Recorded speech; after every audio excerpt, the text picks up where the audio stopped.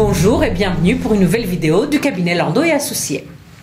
Alors, qu'est-ce qu'on va traiter aujourd'hui? La déclaration sans suite injustifiée. Quel risque pour l'acheteur public? C'est à cette question qu'Eletea Denis a dû répondre dans un jugement intéressant rendu en août dernier.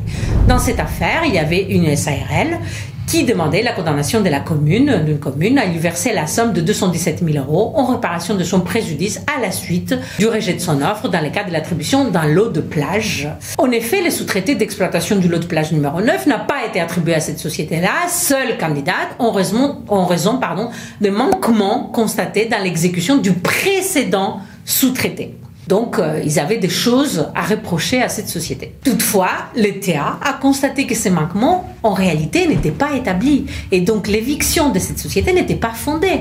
Et la responsabilité de la commune se trouvait, par conséquent, engagée. Par ailleurs, le juge, tout en établissant un lien de causalité directe entre la faute de l'administration et les préjudices invoqués par la société du fait de son éviction, affirme que la société, seule candidate, aurait eu des chances sérieuses de remporter le sous-traité de concession, en toute logique. De lors, la demande d'indemnisation de son manque à gagner d'une part et des dépenses engagées d'autre part sont fondées également. Ce manque à gagner, comment il est calculé par les juges? En prenant en compte, sur la base du compte d'exploitation prévisionnel, les 3 premières années du compte d'exploitation produit par cette société dans le cadre de son offre, mais tout en calculant qu'il peut y avoir quand même des aléas qui pourraient influencer ces montants qui sont indiqués dans les comptes d'exploitation. Et donc, au lieu de lui attribuer 217 000 € comme elle demandait, il lui a donné que 55 000 €.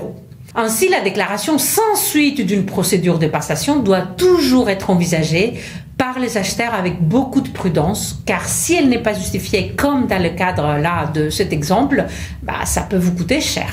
Merci et à bientôt pour de nouvelles vidéos.